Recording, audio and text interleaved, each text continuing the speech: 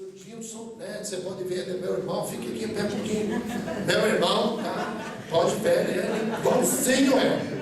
Nós temos cor igual, coração lavado por Jesus, tudo igual. Eu não tenho uma camisa dessa, não. Eu não tenho uma camisa angolana, eu não tenho. Camisa angolana eu não tenho. Mas que legal, pastor, que legal. O importante não é ser angolano, o importante é ter o coração transformado por Jesus. Amém. Porque nem angolano, nem brasileiro, nem leto, nem americano não vale nada sem Jesus. Amém. Não vale nada. Isso, agora você chegou, né? Agora ele chegou. Beleza. Então eu estou passando a palavra aqui, vou orar por eles. Passando a palavra então para o pastor Gilson. Vamos orar. Pai querido, como é bom nós podemos nessa manhã, iniciando aqui, ó Deus, essa conferência da família.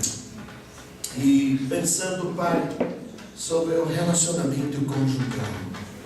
Ó Deus, nós sabemos quantos casamentos andam em divórcio, como lá fora no mundo e dentro da igreja. Pai querido, nossos corações se preocupam muito em olharmos, ó Deus, para uma realidade tão difícil em que nós vivemos. Mas o problema não está lá fora. O problema está dentro do nosso coração. E nós pedimos que Tu trate o nosso coração aqui nessa manhã com a Tua palavra, usando a vida do teu servo, pastor Gilson. Ó Pai, confronta-nos com a Tua palavra. E faz-nos, ó Deus, nos posicionarmos à luz da Tua palavra. Não à luz dos nossos conceitos, preceitos, ideias e maneiras, mas, ó Deus, à luz da Tua vontade. Abençoa-nos, ó Pai, nessa manhã, nessa primeira parte e já na segunda, seguindo, ó Pai, nessa mensagem. Por isso nós oramos assim, ó Pai querido, em Teu nome. Amém. Amém. Na segunda parte, então, as professoras vão sair com as crianças, elas vão ter sua aula lá específica. Aí na segunda parte a gente pode ter conversações para entenderem que podem ficar aqui, que as crianças vão estar bem, está todo mundo bebendo, aprendendo sobre isso, podem ter ficar aqui. Nós podemos conversar na hora do intervalo do coffee break, ok? Mas pastor Gilson está com a palavra, Deus não abençoe. Graça e paz, amados. Bom dia. Queiram desculpar pelo atraso. Fui totalmente responsável. O Rogério me pediu, mandou mensagem para eu não atrasar, mas acabei atrasando. Me perdoe. Em casa nós temos uma política, nós estamos melhorando uma política de que o menino é minha responsabilidade e a menina é responsabilidade da minha esposa. Então, por muito tempo eu não dava banho, não colocava fralda e começamos fazendo, irmãos. Por isso eu atrasei. Por isso eu atrasei. Me perdoem, de verdade. Não é culpa do Rogério. Eu queria rapidamente apresentar um relatório bem curto. Coloca aí, sobre a minha viagem para Angola. Eu estive do dia 11 em Angola com Prega a Palavra, ministério aqui da Biba, e nós demos aulas em 2 grupos lá. Então foi uma experiência muito boa. Consegui também ver meus pais, visitar amigos, pregar em algumas igrejas parceiras, e eu gostaria de passar algumas imagens para vocês acompanharem, né? Do lado não vai dar, né?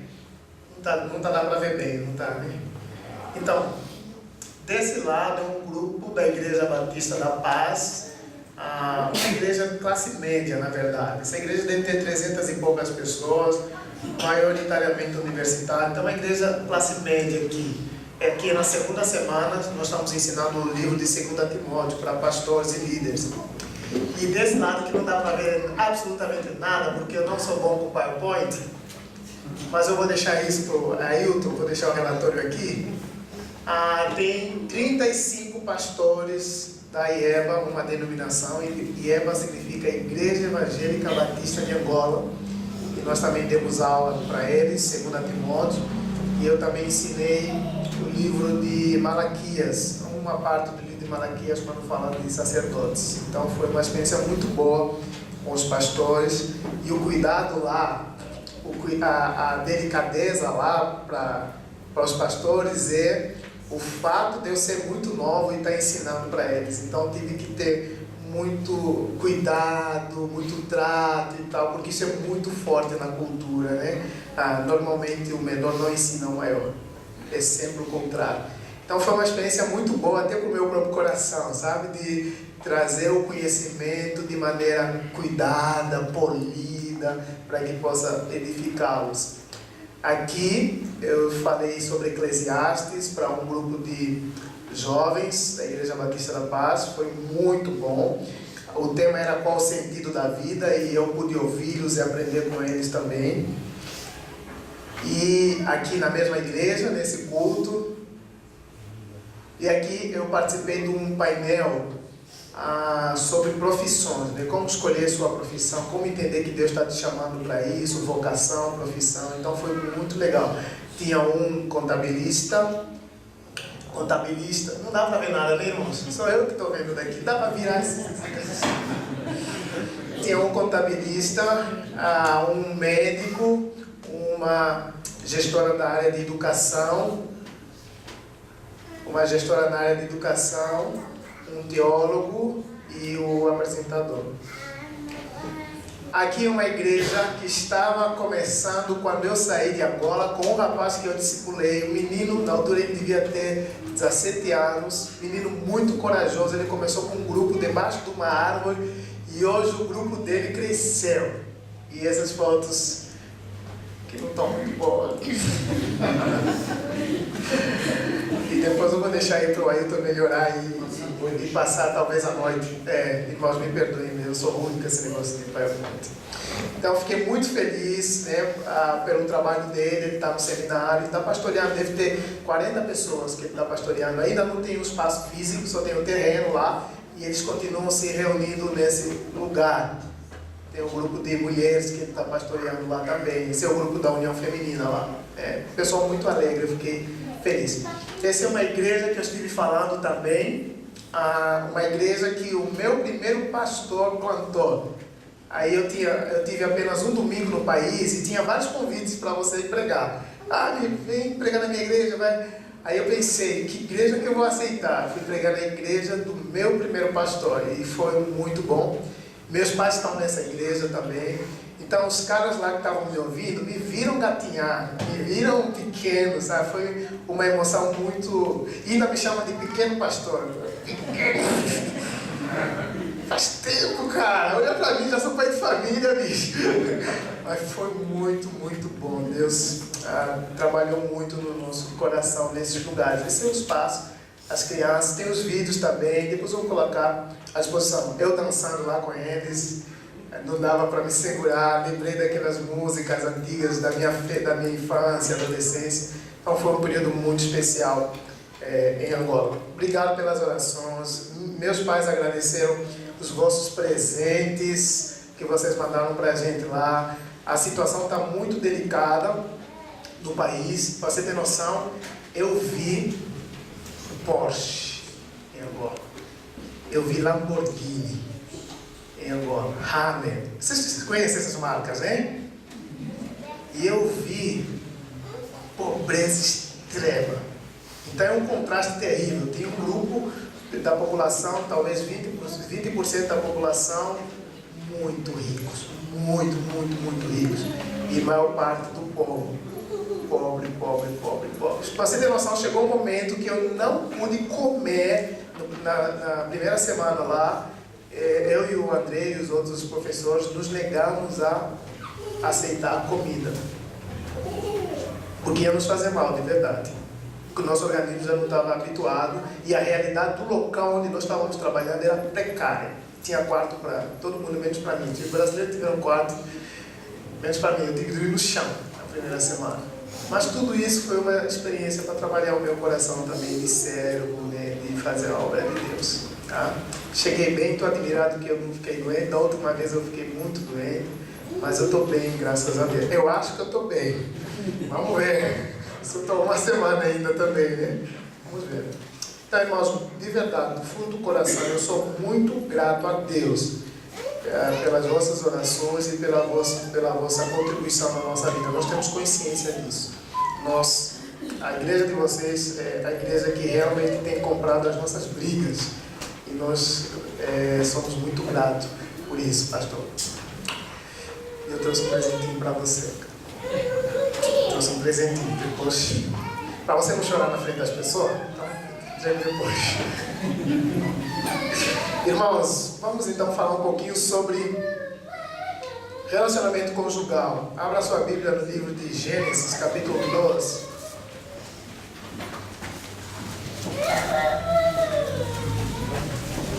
E se você não está sentado ao lado da sua esposa, fique sentado ao lado dela, por favor.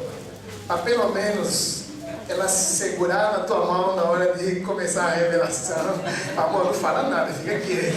Vamos acertar em casa. Senta ao lado da sua esposa para não correr o risco.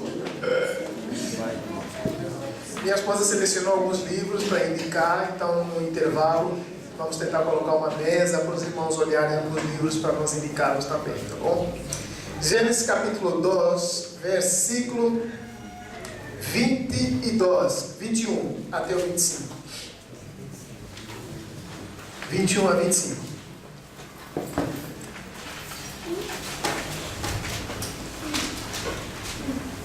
Então o Senhor Deus fez cair pesado sono sobre o homem, e este adormeceu. Tomou uma das suas costelas e fechou o lugar com carne. A costela que o Senhor Deus tomara ao homem, transformou-a numa mulher e a trouxe. E disse o homem: esta afinal é o osso dos meus ossos, carne da minha carne. Chamar-se-á varoa, porquanto do varão foi tomada. Por isso, deixa o homem pai e mãe e se une à sua mulher, tornando-se os dois uma só carne. Ora, um e o outro, o homem e a sua mulher, estavam nus e não se envergonharam. Amém? Pai, glorifica o teu nome no meio dessa palestra. Em nome de Jesus. Amém. Irmãos, como é uma palestra, eu quero ficar bem à vontade para trabalhar tanto Gênesis 2 quanto Efésios capítulo 5 e ter uma interação com vocês. Quando eu casei, eu tinha 23 anos de idade e minha esposa tinha 21. E nós sempre servimos a Deus juntos, na mesma igreja. Ela foi líder de adolescentes, eu fui líder de jovens, de missões, um monte de ocupações. Sempre trabalhamos juntos na igreja, até que decidimos casar. Fizemos todo o processo que a cultura manda fazer, tal do alambamento, né? O dote, fiz o dote, não foi barato, paguei caro por essa mulher. Fizemos todos os processos. Nosso discipulador, tem um discipulador desde os meus 12 anos, acho que eu já falei aqui, né? Então ele nos orientou o que devíamos fazer e um dia terminou a festa, fomos para o lado meu, acordamos, descobrimos que estávamos casados. E agora?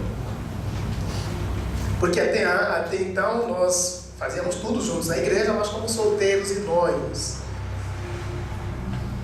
Nós não tínhamos isso, eu nem sabia qual que era o meu papel dentro do casamento. Legal, vamos casar, casamos. E agora? E começaram as pressões, né? A primeira pressão que acontece na minha cabeça do homem é: vou ter que sustentar essa guria? Onde que eu vou tirar dinheiro para sustentar ela? Eu não estou habituado com essas coisas, com essas responsabilidades, vou ter que cuidar dela. E as pressões dela também, que agora tudo ela tinha, o pai dela, celular novo, o pai dela dava, tudo o pai dela podia oferecer. E estava com um cara que só tinha uma coisa: sonho de ser pastor. Só isso que ele tinha na vida. Não tinha mais nada, não tinha um barco de pesca, não tinha um iate trabalhando para ele, não tinha nada. E com o andar do tempo, nós começamos a trabalhar nossa teologia de família. O que é família para nós? Qual que é o papel do Deus, qual que é o papel dela, qual que é o papel das crianças? E nós temos isso na nossa casa. Cada um sabe o papel dele, nós escrevemos nossa teologia da nossa família. O que podem cobrar de mim, o que não podem cobrar de mim, que é a responsabilidade dela. Então isso nos ajudou muito, mas infelizmente caímos no casamento sem saber o que fazer. Dentro do casamento é que nós aprendemos a dar um rumo bíblico para nossas vidas. Então, eu quero encorajar você. Talvez você esteja nessa condição de estar num casamento há 5, 6 anos e não sabe para que serve. Eu quero, nesses minutos, trabalhar com vocês. Primeiro, o versículo 21, fala então que Deus fez o homem cair num sono pesado e dele tirou uma costela e dessa costela fez a mulher e o entregou ao homem. Deus, primeira coisa que ele vai fazer é sujar suas mãos para fazer o homem. Depois ele não vai usar o mesmo material que usou inicialmente, agora ele vai usar o material, o produto final do primeiro investimento, que era o homem, e retirar da costela do homem, do lado esquerdo do homem, a sua companheira. E nós vemos nesse texto algo muito interessante, a reação do homem diante do que Deus tinha feito. Como que Adão reage quando vê Eva? Como? Pode falar, gente. Exatamente. Ele fica admirado, ele fica... Por isso, uma informação para os solteiros que estão à caça aí. Rogério. Uma informação é que... deixa eu contar a história para melhorar meu princípio. Uma vez o irmão foi na igreja, eu gosto muito de história, foi na igreja e lá ele era um jovem pastor e era solteiro.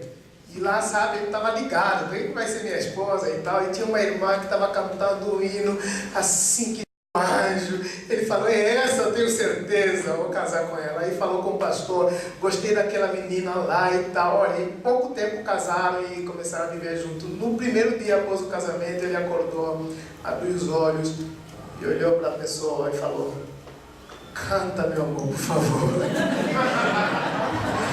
Canta, por favor.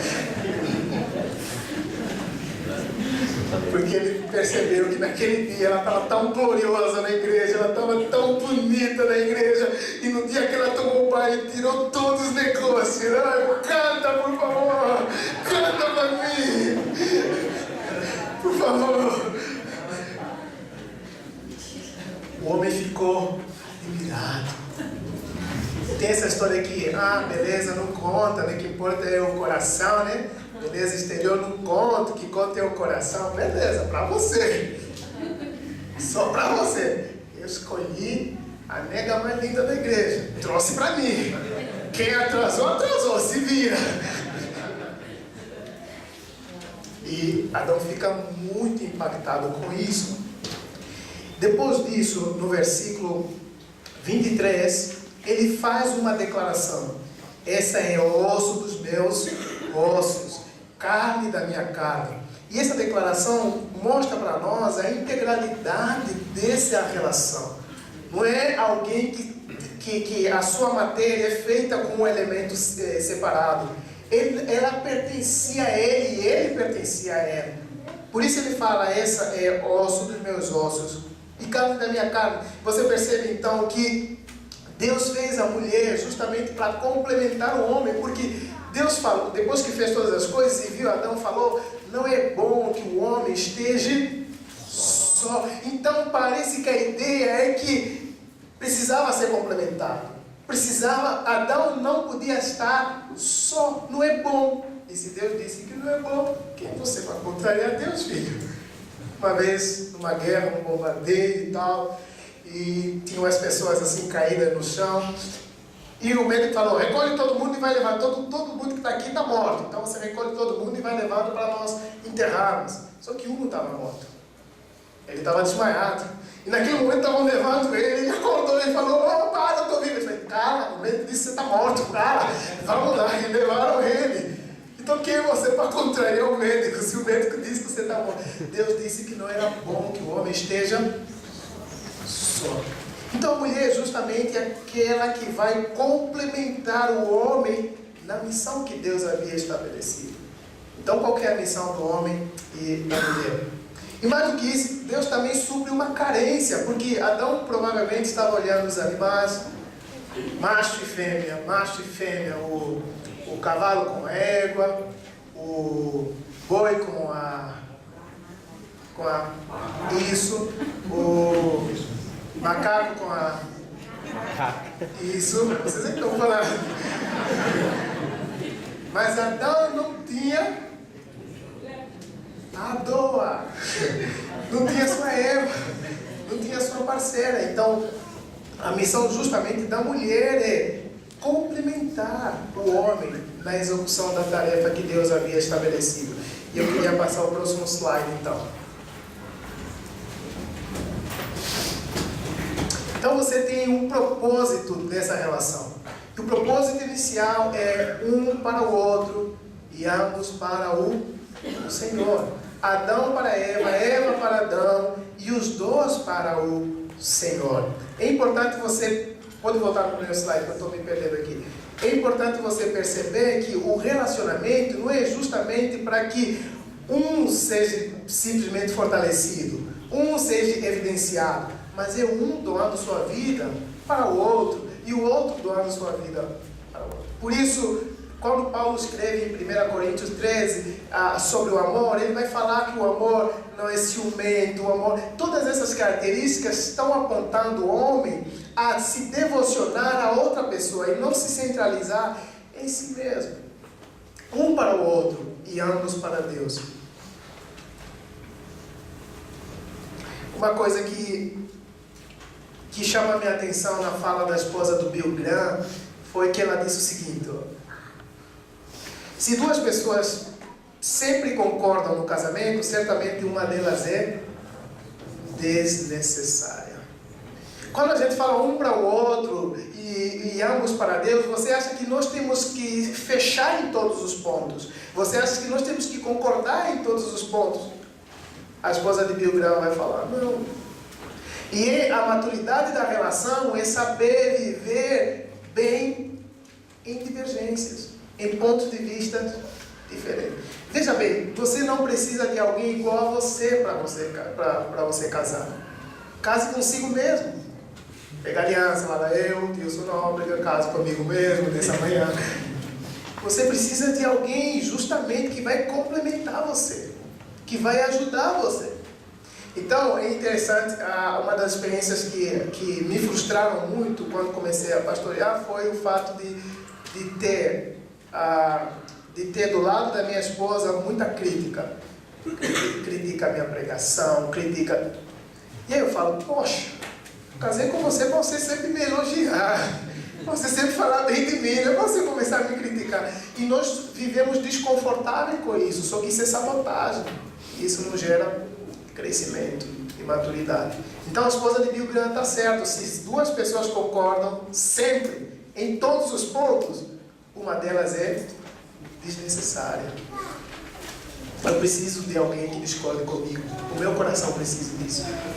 E ela precisa de alguém que discorda com ela. Prova disso, infelizmente, ela apoia o Palmeiras e eu o São Paulo. Felizmente eu apoio o São Paulo. Aleluia, irmão! Os São Paulinos estão vibrando aqui. Então você precisa de alguém que discorde com você. Essa palavra que Deus usa em Gênesis, uma palavra aqui do hebraico atzar, ela só foi usada no Antigo Testamento para dois tipos de pessoas. Ela foi usada para o próprio Deus. Por isso o Salmos fala que Ele é o meu refúgio, fortaleza, o meu socorro presente. A palavra também é traduzida como socorro, auxílio. Ela só foi usada para Deus e para a esposa e para a mulher. O meu auxílio, minha auxiliadora. Deus estava dando à mulher o mesmo título que ele vai ser usado todo o Antigo Testamento, se referindo a ele. Toda vez que o povo vai pedir socorro para Deus e vai fazer uma oração, vai falar que Deus é o meu socorro, essa mesma palavra, meu auxílio, que Deus está usando. E essa mesma palavra agora no grego, no Novo Testamento, vai ser usada para um novo personagem. Quem que é? O Espírito Santo. No livro de João, capítulo 16. É isso? 16. O Espírito Santo é o nosso auxílio. Então, nós entendemos, as irmãs entendem que Deus colocou a mulher numa posição inferior. Não foi. Não foi. Homem e mulher são iguais, com papéis diferentes. O homem, seu papel é responsabilidade e autoridade. O papel da mulher é submissão e auxílio idôneo. Como que ele fala lá em Efésios capítulo 5? Que a esposa tem que ser auxiliadora idônea. Como que o Antigo Testamento trabalha a ideia da esposa em Provérbios 31? Essa ideia de ser esforçada, de auxiliar, de fortalecer sua família e seu relacionamento. Para provar isso, eu quero que você abra a sua Bíblia em Salmos 121. E uma irmã leia os 2 primeiros versículos. E um varão valoroso, Deuteronômio 33, 29. Salmo 121, 1 e 2. Deuteronômio 33, 29. Eleva os meus olhos para os montes, de onde me virá o socorro? O meu socorro vem do Senhor, que me fez o céu e a terra. Essa palavra mesma, de onde me veio o socorro, é a mesma palavra que Deus usa, auxiliadora, auxílio, é a mesma palavra, socorro, auxílio. E é bem visível em casa, né? Eu estou lá arrumando as coisas com o Azaf, eu falo, eu me viro, eu tenho que saber onde ficam as coisas do meu filho. O filho é meu, tem que saber. E daqui a pouco, amor, onde fica a fralda mesmo? Amor, onde que fica tal coisa? Amor, onde fica tal... Mas você não mora aqui, né? Eu preciso do teu auxílio. Eu preciso da sua ajuda. Porque eu sozinho vou me matar. Se eu ficar com as crianças que eu morar sozinho, eu me mato, né? Vão passar fome, vão passar dificuldade. Deuteronômio 33, 29.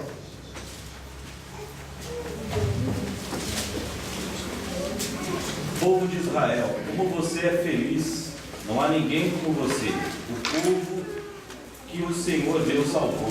Ele é o seu escudo e a sua espada, para dar proteção e vitória a você. Israel, os seus inimigos se ajoelharão pedindo misericórdia, e você tomará posse das suas terras. Ele é o seu escudo e a sua espada. Agora olha comigo uma coisa muito interessante. Eu trouxe aqui algumas imagens para vocês. Nossa. Próxima vez eu peço para alguém fazer isso para mim. Homem e mulher, precisamos um do outro. Não procure criar seu cônjuge à sua imagem e sua semelhança. Tem áreas fortes nela que você precisa aproveitar. E tem áreas fracas nela que você precisa suprir, ajudar. A esposa de um homem nos fala muito sobre ela, sim ou não? A esposa de um homem nos fala muito sobre ele. Quando eu fui convidado pela igreja para fazer o processo da ordenação, passar pelo concílio e tal, uma das coisas que o pastor fez foi pedir por escrito uma autorização da minha esposa que ela estava aceitando que eu me tornasse pastor. Então, se calhasse naquele dia que a gente se desentendeu, meu Deus, se calhasse naquele dia, eu estaria encrencado. Então, irmãos, o casamento, o relacionamento entre um homem e uma mulher precisa ter essa compreensão das diferenças. Você tem muitas relações que o homem reclama, a mulher reclama, fala, ele não é igual a mim, ele pensa tal coisa, ele gosta de tais coisas, eu gosto de outras coisas, eu sou mais prático, ele é mais reflexivo, ele é mais profundo, eu acho isso um atraso, ela acha o meu pragmatismo uma pessoa sem foco, mas é para você aproveitar cada área positiva da vida dela para complementar a sua vida e seu ministério. Irmãos, um cuidado que nós precisamos ter quando usamos a palavra upotássio, que é a mesma que eu estou usando do hebraico aqui, que no grego significa também submissão, é de estabelecer em nossas esposas um jugo emocional. Você tem que se submeter a mim. Foi Deus que disse que você tem que se submeter a mim. Só que Deus falou algo mais pesado para o homem. Não foi? Deus falou em Efésios 5 para o homem fazer o que para a mulher? É mais fácil amar ou se submeter?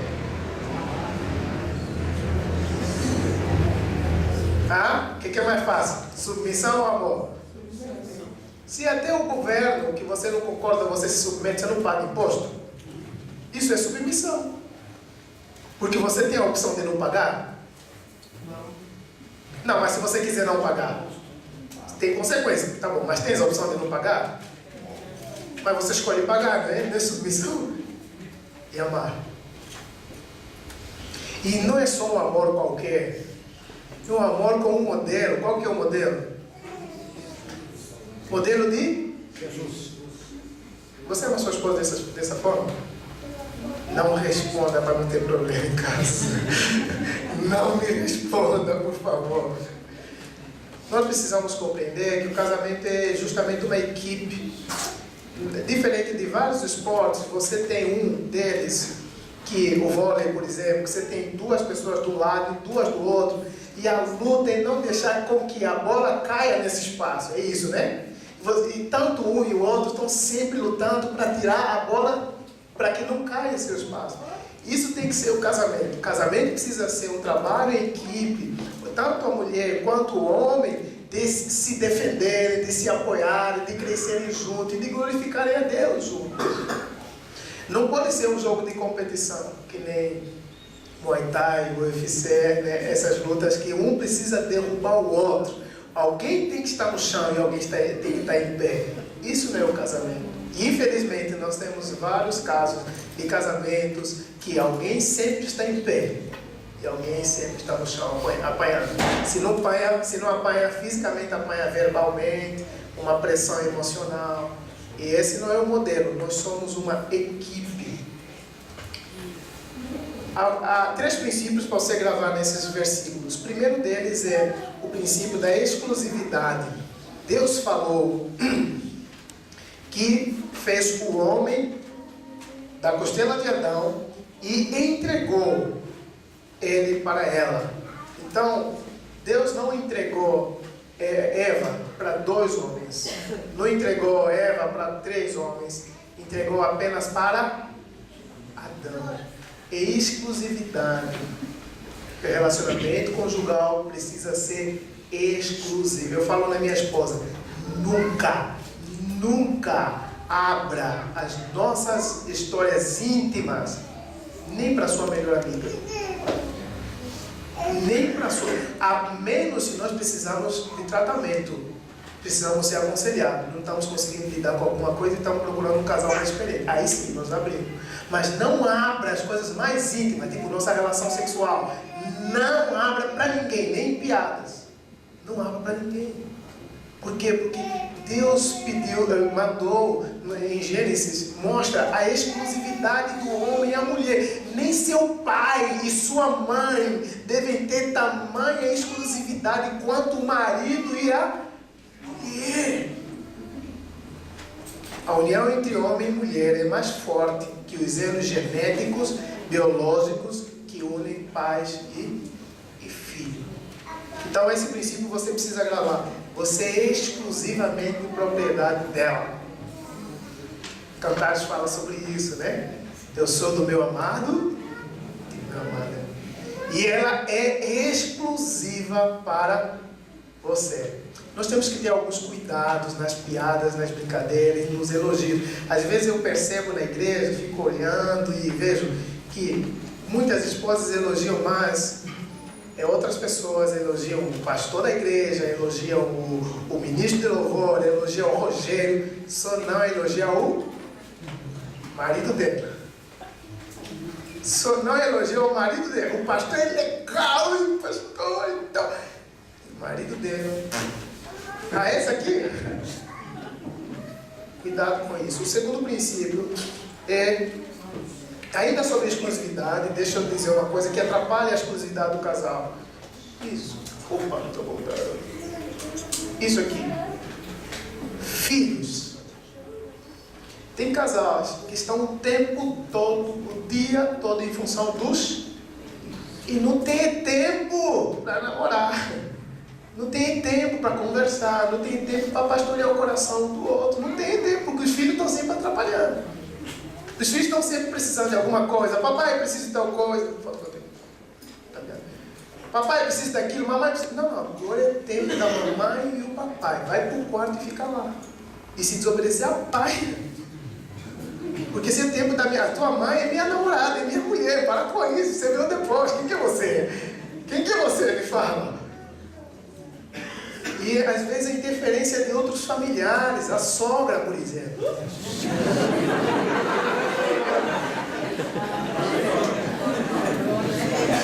Olha, tem irmãos muito corajosos que aceitam morar com a sogra. Isso é um ato de muita fé, muita coragem. Eu não aconselho os casais da igreja. Eu falo, não, aluga uma casa para ele e vai lhe visitar no final de semana. Não mora com ele. Uma vez, bem depois que eu casei, minha mãe foi nos visitar. A primeira coisa que nós fizemos estrategicamente foi alugar uma casa pequena. Não dava para ficar 10 pessoas na minha casa. Não, nem 8 pessoas. Não dava para ficar de uma vez na minha casa. Uma kitnet, menor do que kitnet.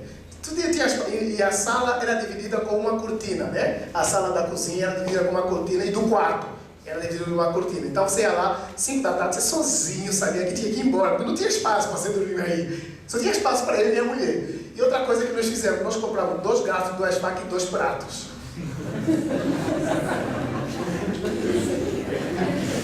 Fomos morar longe da família. Minha mãe tinha que dar 3 táxis para ir me visitar. E uma vez ela chegou, ela viu o tapete de uma forma, ela falou para a menina, pois é, mas o Wilson não gosta que o tapete fica dessa forma. Ah, é, menina. Eu tinha que calar a boca dela, falar, você segura a monta, fica quieta, depois nós acerta. Nós combinamos. Isso machucou ela, falou, não, ele é meu marido, não é você tem que me falar o tapete que ele gosta, que ele não gosta. E se ele não gostava desse tapete, agora ele vai aprender a gostar desse tapete aqui. Que história é essa que ele não gosta? Então, cuidado, porque essas são coisas que minam e desgastam a relação, né? Tem um casal aqui, né? Vai casar agora esse ano, né? Vão longe, 2 pratos, 2 gatos, 2 pratos. Coisa que... E tecnologia, né, irmãos? Tecnologia, né? E essa é uma das coisas que eu luto. Você fica o dia inteiro no escritório, no computador lá. Eu fico na faculdade o dia inteiro olhando no computador. Chego em casa, estou com o quê? Celular. WhatsApp. Ela falou, um dia eu vou quebrar esse teu celular. Você um dia vai perder esse celular. Porque você chegou em casa, você precisa colocar o teu celular longe e prestar atenção na sua família, na sua esposa.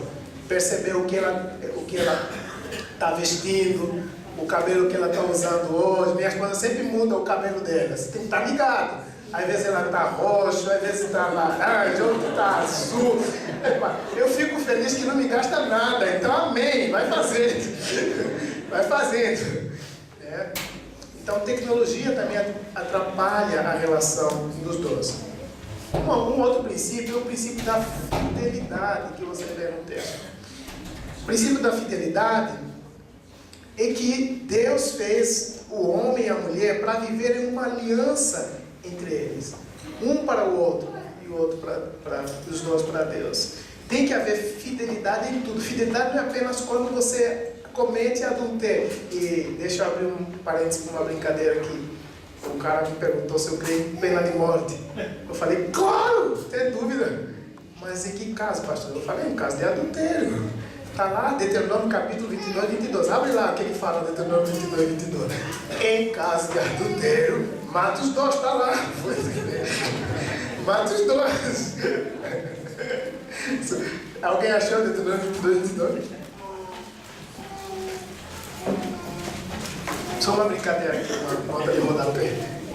Se o homem for flagrado cometendo adultério, ele e a mulher terão que morrer.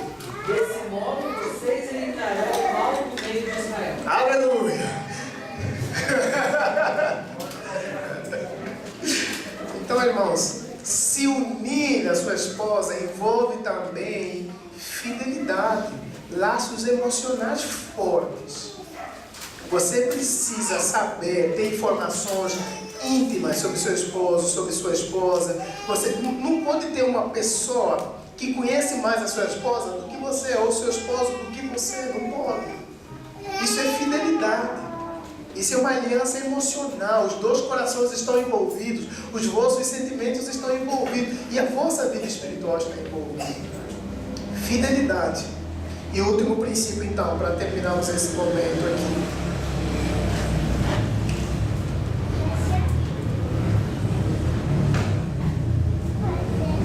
Intimidade. Intimidade entre o casal. Veja bem, no Antigo Testamento, a ideia de casamento é a ideia de aliança. E essa aliança, ela, que nem um contrato, né? Ela tem dois agentes contratuais. Sabe quem são? Deus e o casal. Por que Malaquias, Deus fala para Malaquias capítulo 2, final do capítulo 2 em diante, Deus fala para aqueles, não só para os sacerdotes, mas para o povo de Israel, que eles não respondiam às orações deles, nem recebiam o sacrifício deles, porque eles tinham abandonado quem? A mulher da vossa mocidade. Eles abandonaram as suas esposas e casaram com mulheres cananeias. Como que Deus resolveu esse problema lá em Malaquias? O que Deus mandou fazer? Separar. Desfaz. Porque você tem uma aliança com Deus e com essa mulher. Tem uma forma de escapar, de acabar com essa aliança. Aí você vai descobrir, né? Compra um revólver, mata ela, que você acaba com essa aliança. Aí você pode casar de novo. Então, irmãos, isso envolve, no Antigo Testamento, uma ideia muito forte da aliança entre Deus e os dois que estão envolvidos. Então, se você tentar quebrar isso, não é apenas com ela que você está quebrando, ou com ele que você está quebrando, é com Deus que você está quebrando também.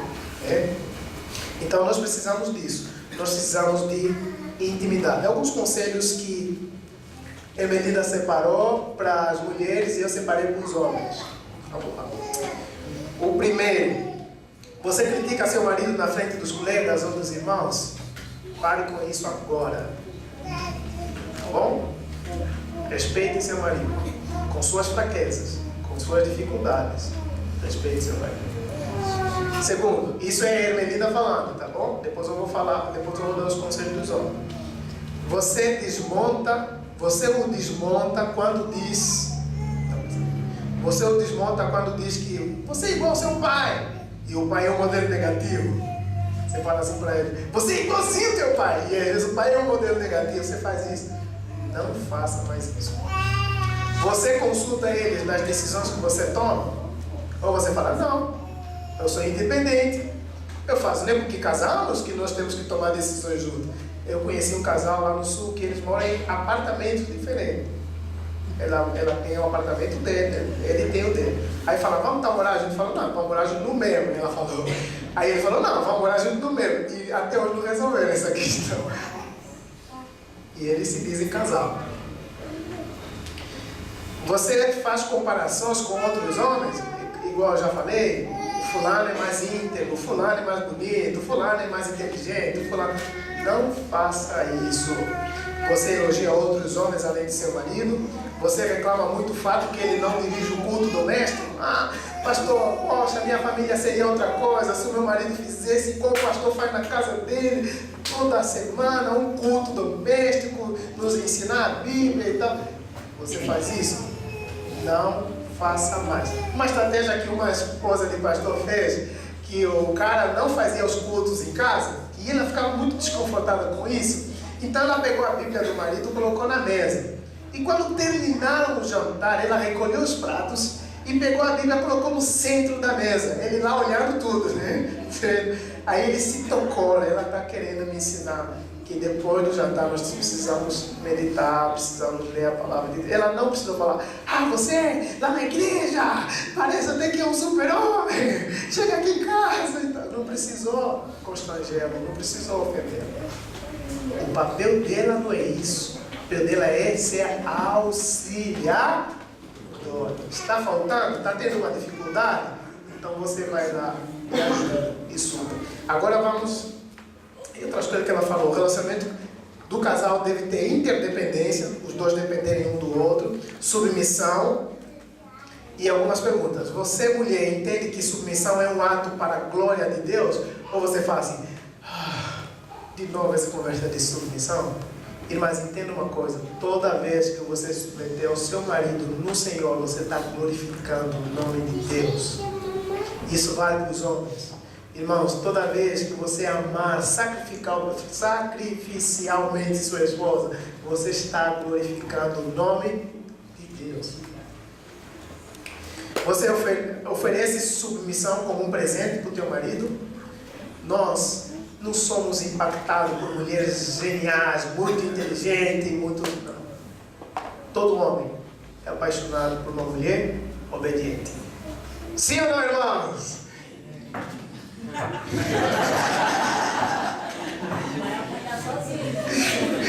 Vou arruinar sozinho, não vou? Submissão é uma ordem e não é uma opção, tá? É imperativo em Efésios 5. E na segunda parte nós vamos olhar melhor em Efésios 5. E submissão é não ter um novo projeto, mas alinhar-se ao projeto do seu marido.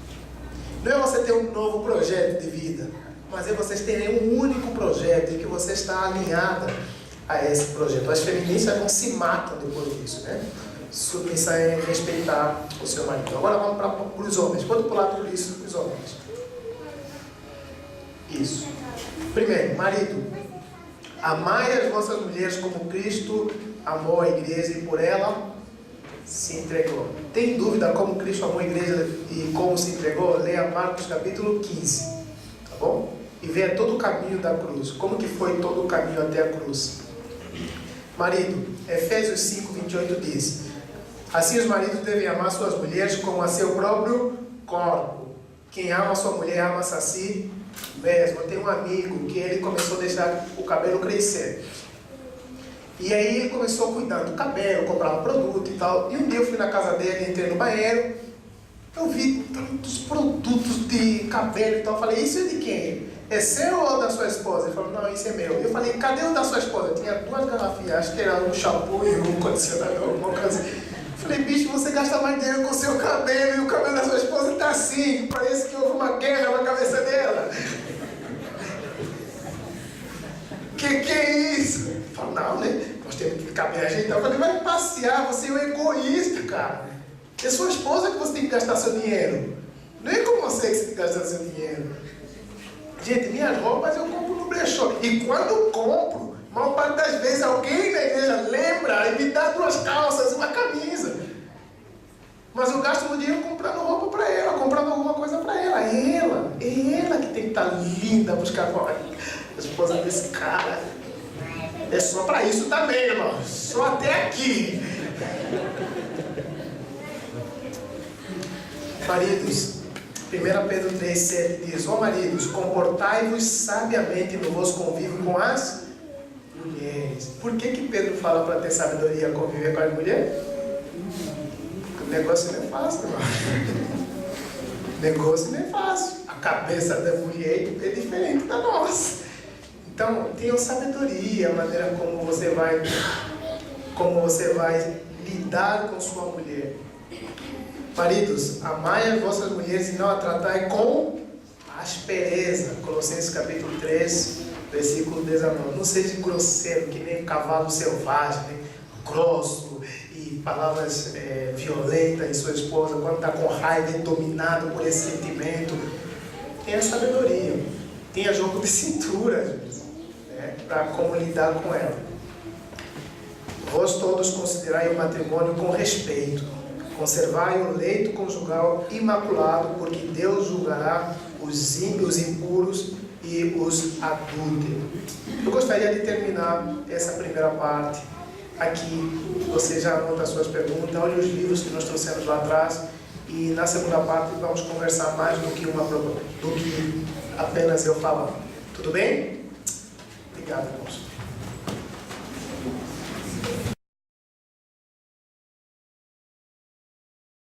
Gilson.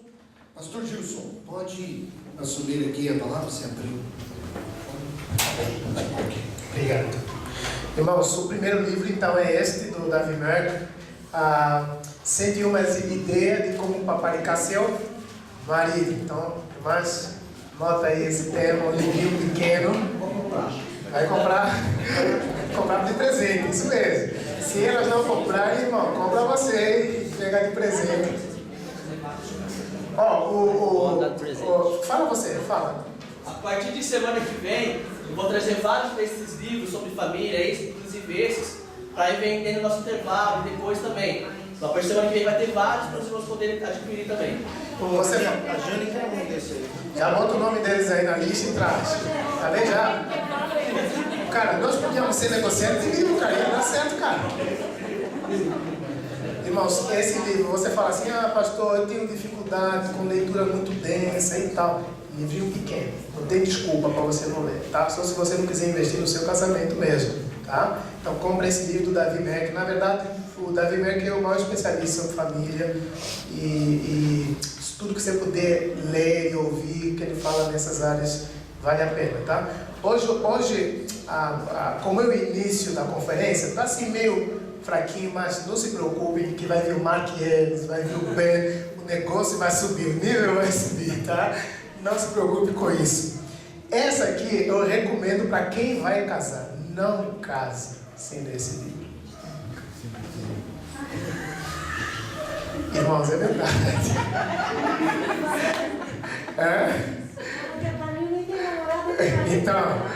Então, mesmo antes de ter namorado, tem esse livro.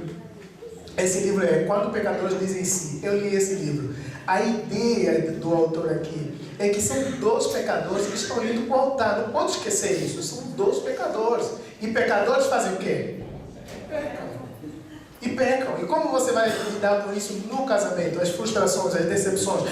Você não era bem que eu contava que você fosse. Você também não era bem que eu contava. Lê esse livro antes de você matar a pessoa com quem você vai casar. Tá? Um outro livro muito legal. Minha esposa leu, esses 2 aqui eu não li.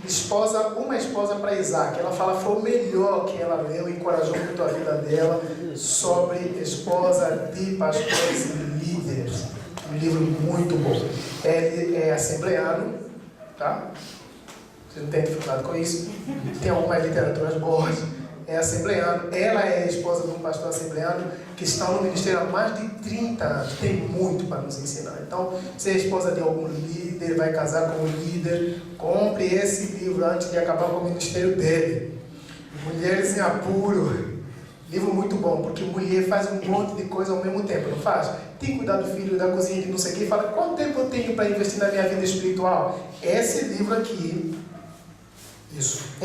aqui vai te ajudar a dinamizar o teu tempo, a investir tempo com a vida espiritual, educação de filhos, um monte de informação. Eu sei que as irmãs têm muita coisa para fazer, só que vocês agora têm que estabelecer um calendário, uma agenda, um planejamento de como vão usar o tempo de vocês. Esse livro vai ajudar, tá? Esposa de pastor, de Gloria Furman, ela falou na FIEL ano passado, né? Ela tem um ministério no Dubai, junto com o marido dela. Ela deve ter 36 anos, mais ou menos, bem jovem, mas muito experiente sobre esse tema de acompanhar seu marido e facilitar o trabalho dela. Esse daí pode me dar de presente. Essa aqui, né? Esse eu não tenho. Você não tem esse, né? Os outros 2 ali eu tenho. Acabou de ter, acabou de ganhar. Essa aqui é uma coleção tem homens aconselhando homens e tem mulheres aconselhando mulheres. Se vocês trabalham com o Ministério de Família, na igreja, estão discipulando casais e tal, a esposa leia esse livro, como você deve aconselhar mulheres, porque até diálogo entre mulheres é difícil. Imagine entre homens, né? Uma mulher passar a experiência para outra mulher, até o diálogo é difícil. Então, use esse livro para ser sua ferramenta no discipulado de mulheres mais jovens. Lembre, irmãos, o segundo ministério da mulher é ajudar as mais novas da igreja a serem fiéis, donas de casa e piedosas. Esse é o ministério da mulher, que Deus espera que toda mulher experiente e adulta que ajude as mulheres mais novas em seus casamentos. E você não vai ajudar com as suas ideias e sua experiência. Não é sua experiência que elas precisam. Também um pouquinho, mas não é isso. É o Evangelho, é a palavra de Deus. Tá? Então, e esses dois eu deixei por último, que nós lemos antes de casar, quando ainda éramos noivos, e de tempo em tempo nós damos uma olhada. A medida do homem espiritual, a medida de uma mulher espiritual. Injustamente, o autor escreve isso tudo para os homens. Então ela bate numa tacada que em menos de um mês ela acaba esse livro e eu tenho que continuar lendo. É muito injusto isso, né? Então, se você quer ler algo junto com ela, lê A Medida do Homem Espiritual. Esse livro trabalha a ideia de 1 e 2 Timóteo, as qualificações que o homem precisa ter. É muito semelhante com o livro do Davi Merck, Homem Nota 10. Mas entre os dois ainda recomendo esse, porque eu acho que esse é mais profundo e mais denso na maneira como ele vai trabalhar. O Homem Nota 10 é bom, só que é um pouquinho menor, né? Tem pouco conteúdo. Ok, irmãos? É isso. Está aqui, está na mão, você pode tirar uma foto, alguma coisa assim, vou colocar aí, entregar para o pessoal. Não pode levar, né? Só não pode levar, né, amor? Beleza, irmãos. Vamos começar nosso bate-papo. Eu quero agora ouvi-los, apesar que o ambiente assim, e principalmente eu aqui ensino, parece ainda muito culto, né? Mas a ideia é conversarmos um pouquinho mais nesse momento, tá? Então eu gostaria de ouvi-los também. Abre sua Bíblia em Efésios capítulo 5.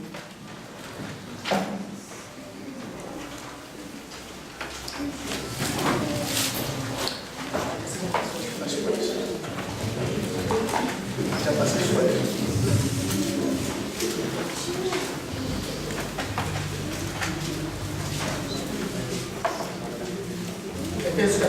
Efésios capítulo 5.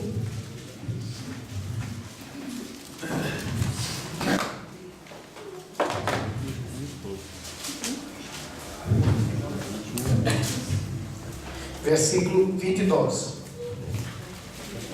E mais, me ajudem aí. Vocês leiam o versículo 20. Uma irmã leia o versículo 22 e o seu esposo leia o versículo 23.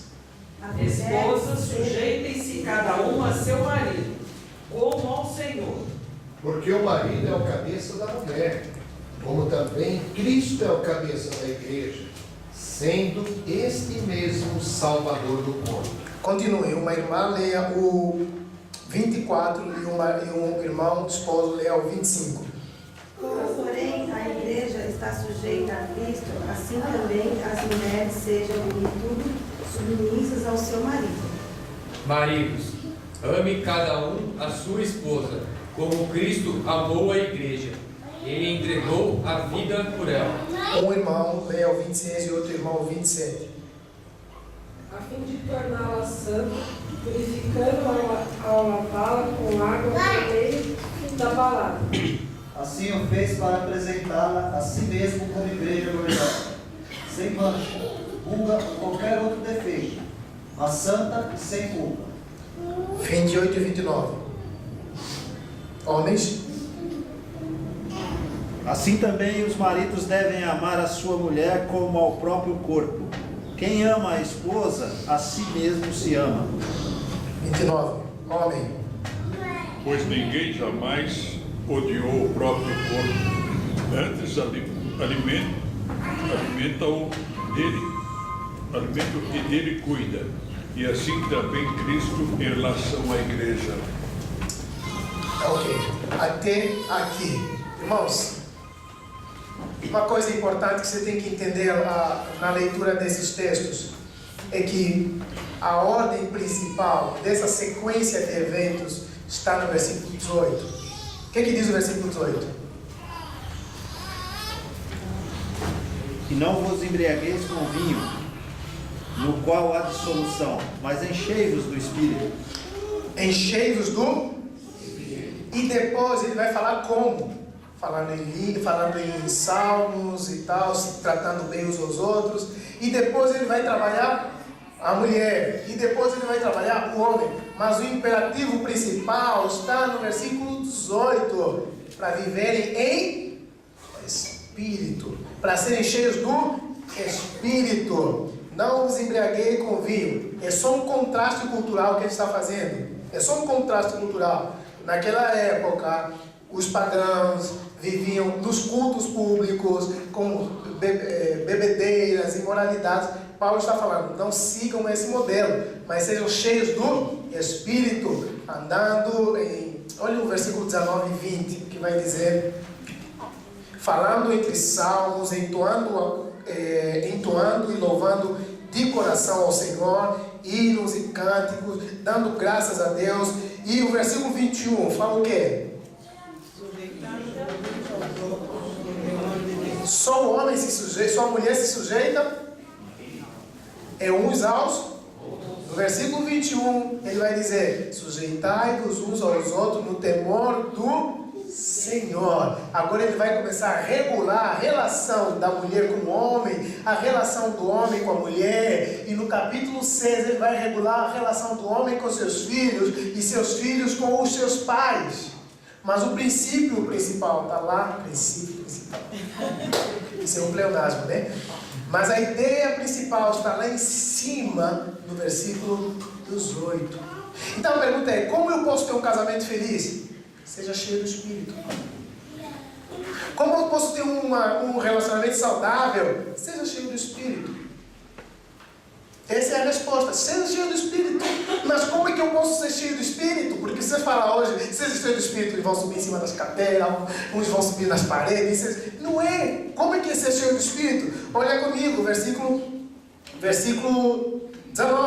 Falando entre vós com salmos, entoando hinos, louvando de coração, dando sempre graças a Deus. Tudo isso manifesta o quê? O coração da pessoa. Como ele está andando com Deus de verdade. A sua boca vai falar aquilo que seu coração está cheio. Invista tempo em ser cheio do Espírito Santo. Só assim você vai ser o homem ideal para a sua esposa, e só assim você vai ser a esposa dos sonhos. Amém? Vamos começar o debate agora? Primeira pergunta? Pode fazer. Se você tiver algum constrangimento, fala assim: a minha prima, o meu vizinho tem uma dúvida, acabou de mandar no meu WhatsApp. Uma pergunta: como que o marido deve tratar com a sua esposa quando a sua esposa não sabe dizer não para os filhos? Como que o marido que está isso com tratar com a esposa essa questão? Boa. Alguém quer responder? Tem que ser eu mesmo, né? Quando a esposa não sabe dizer não aos seus? Ok. Olha aqui comigo. 1 Pedro capítulo 3. Acho que é o versículo 7, só preciso checar. 3, 7. Só preciso checar sem isso. 3, 7, a parte B, o que que diz?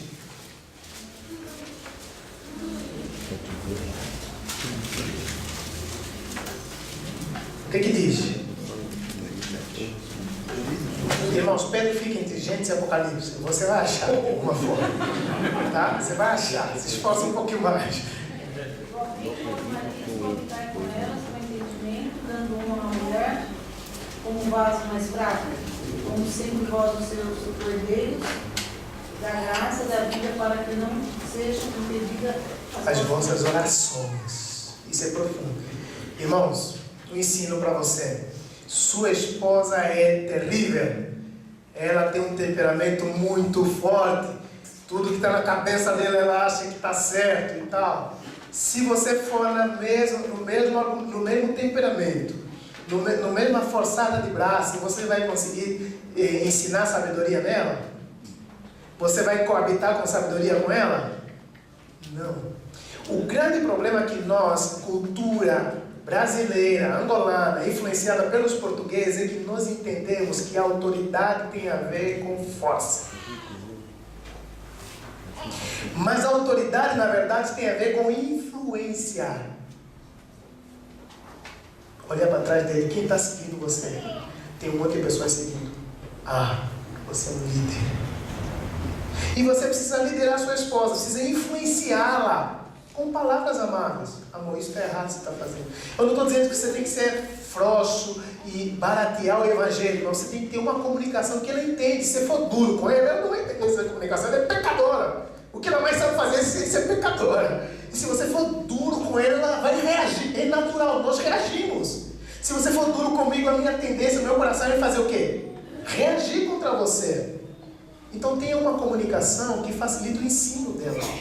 Amor, isso está errado. Baseado no que a Bíblia fala, nós temos que educar nossos filhos. Provérbios fala para não negarmos a vara dos nossos filhos, mas com uma comunicação que ela entende, uma linguagem que ela entende. Se você for grosso, ela vai ser grossa. Se você dá uma de que eu que mando aqui, ela não vai aceitar essa. Você está entendendo o que eu estou dizendo? Não, né? Eu também não. Brincadeira. Mas a ideia é, respondendo a sua pergunta, ensine com firmeza em sua esposa, mas com uma comunicação que ela baixa a guarda e fala como você está sendo. Ela vai seguir se você fazer dessa forma.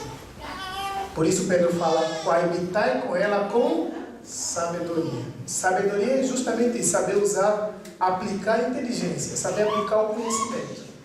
Ok? É correto para o cristão namorar ou casar-se com alguém que não seja cristão? Não, e nem devia me fazer essa pergunta. Não é correto o cristão fazer essa pergunta para cristão. Não é correto. É julgo desigual, é uma coisa condenada não apenas no Novo Testamento, porque nós pensamos que isso só foi condenado no Novo Testamento. Não, Deus já condenou isso no Antigo Testamento. 2 vezes Deus mandou os israelitas expulsarem os cananeus. 2 vezes. E foi por causa disso, na primeira vez, que eles não obedeceram. Alguns choraram, perderam os filhos e as mulheres, tudo certo, mas uns continuaram com suas esposas. Por isso que o livro de Malaquias termina com a palavra maldição. Você sabia como termina o livro de Malaquias? Maldição. Como termina o livro de Apocalipse? Bênção. Por que termina com a palavra maldição lá? Porque eles desobedeceram, insistiram em seu erro, experimentaram a ira de Deus por causa da desobediência de casarem com os cananeus. E você vê esse princípio voltar em 1 Coríntios. Quando Paulo fala, capítulo 6 ou 7, né, de 1 Coríntios, quando Paulo fala, não se prendais em julgo desigual. Porque casamento não é apenas amor à primeira vista, é fé também. Tem que ter a mesma fé em Cristo. Não pode ter fé diferente. Não pode ser você batista e ele é muçulmana, por exemplo. Ah, não, mas os muçulmanos... Não! Tem que ter a mesma fé, o mesmo Deus para servir. Então você não queria fazer essa pergunta não. Porque esse é um assunto que eu acho que já é batido, né? Ou deveria ser batido. Esse assunto todo cristão deveria saber. Não pode. E tem uns que falam assim, ah, pastor, eu vou namorar ela, e com o tempo vou levar no culto jovem e tal, e ela vai se converter. Você é o Espírito Santo, você tem a garantia que ela vai se converter? E para os calvinistas de 5 pontos, você sabe se ela é eleita ou não? Então, não. A pessoa que tiver em julgo desigual na igreja tem que ser colocada sob disciplina, para que todos aprendam que Deus trata isso com severidade. Nós não podemos frouxar, não podemos fazer menos do que Deus faz. O que significa ser uma só carne no casamento? Ser uma só carne.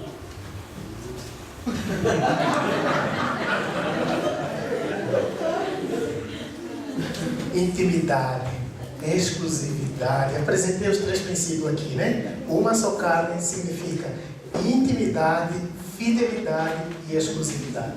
Uma só carne. O marido ou a esposa adulterou. Como é que eu trato isso com ele? Quem que é você para tratar? Estou entendendo. Qual é a tua posição para tratar? Por exemplo, se eu for um sogro, tem um tratamento diferente. Se eu for um pastor, mas você é o pastor, como você trata com ele, né? Ah, tá. Você é o marido, por exemplo, né? A esposa comentou adultério. Como o marido trata com a esposa que comentou adultério? Isso. Concordo.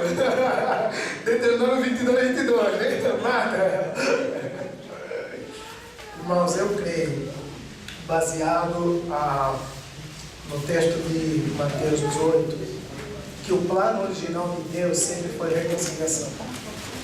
Eu sei que como pecadores que somos, a nossa tendência é falar, acabou. E você tem essa opção. Só que essa opção ela é mais perigosa, por quê? Porque você não vai casar de novo. Você não vai dizer, acabou? Antes disso, eu estou entendendo a rasteira que o Rogério quer me colocar. Mas ainda assim vou defender a minha posição, tá? Exatamente. A ideia de Deus sempre foi perdão. Quantas vezes o cristão deve perdoar? Isso apenas, esse número está ensinando algo atrás disso, não está? Ou Deus quer que você perdoe 70 vezes 7, é isso? O que isso está ensinando? Sempre perdoar. Perdoe sempre. Perdoe sempre. E essa resposta de Jesus está dizendo assim, só em casos de o cara pisando no seu pé, é isso? Perdoar. Eu sei que é duro para nós humanos. E você tem essa questão na sua cabeça, a pessoa traiu você. Mas o plano original de Deus sempre foi perdão. Antes que vocês invocam a tal dita cláusula de exceção, deixa já dar uma informação. Cláusula de exceção de Mateus 18 está relendo Deuteronômio 4. O que Jesus falou lá? Moisés falou isso por causa da dureza do vosso coração. Isso é padrão ou exceção? Exceção, não é padrão. Não é para você se separar se você sofrer adultério. Mas você quer se separar? Fique sabendo que você não vai poder casar de novo. Agora pode fazer a sua pergunta. Não, já respondeu que aí eu vou ter que perdoar 770. Pode falar, irmão. Eu penso também que esse perdão ele está inerente e com uma coisa mais difícil, que é o pedir perdão daquele que traiu, né? Porque perdoar, você ama tanto e tal, que você perdoa, mas o outro pediu perdão, como manda a palavra. Verdade. Não é? Às vezes ele nem se sente que fez nada de errado. Exato. Ele acha que não precisa pedir perdão. Mas se nós estamos falando de casais cristãos, com julgo igual, é lá e cá. Exatamente, sim. O que eu acho até que nós precisamos olhar existem os nossos, nós somos humanos, nós temos nossos temores, nossos orgulhos e tal, mas existe algo muito maior a nós, que é a palavra de Deus. E por mais dura que ela seja, nós temos que nos submeter a ela. Eu sei que para alguém que está passando ou passou por algo igual, você fala, pô, você está falando isso porque você não passou, né? Sim. E eu posso ter uma reação negativa se eu passar, mas qual é o plano ideal de Deus para o homem? Perdão. Sempre foi assim. Perdão. Pastor, além disso, também o perdão envolve seus pés errados. O perdão, na verdade, ele deve ser uma decisão. Porque às vezes, se eu depender de sentimento, eu posso não querer perdoar. Sabe qual é a grande dificuldade de um pregador, de um preletor? É que você tem muitas ideologias que influenciam a cabeça das pessoas que estão te ouvindo, não é isso? Por exemplo, eu estava falando num painel para jovens e eles faziam perguntas, eu respondi e tal, mas elas não estavam sendo satisfatórias, as minhas respostas. E eu parei, veja bem, por que não estão sendo... Eu percebi que não estavam sendo satisfatórias, eu falei, por que não? Aí eu parei, não falei mais nada, os outros começaram falando e eu fiquei prestando atenção. Tinha um que eu achava que ele era idealista, tinha um que era bem-humorista, tinha um que era secularista. São muitas, e o pastor tem essa dificuldade, são muitas maneiras de pensar. E você precisa trazer então o Evangelho a todas essas formas de pensar. E todas elas precisam se render ao Evangelho. Por exemplo, se alguém entende que amor e perdão é sentimento, ele é muito emocionalista e tudo que ele fala, pastor, eu não sinto. Não é sentimento. Ou não é apenas sentimento. É uma decisão de obedecer a Deus. João capítulo 15. Vocês serão meus discípulos se fizerem o quê? Se obedecerem às minhas palavras. É só isso. É uma questão de obediência, uma questão de você decidir em perdoar.